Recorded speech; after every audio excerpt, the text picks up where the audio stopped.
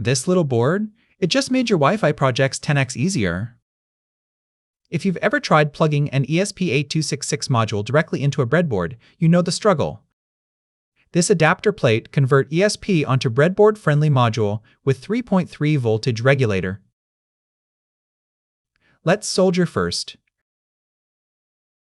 Put male header to a breadboard, then place the module on top of that. This will help you to solder the male header a lot. Use good quality soldering flux. After soldering, clean the board with thinner. Then put soldering flux on SMD part. Place SP on it. First, verify the correct orientation. Apply solder to the tip, then place the tip onto the pins. The solder will flow automatically.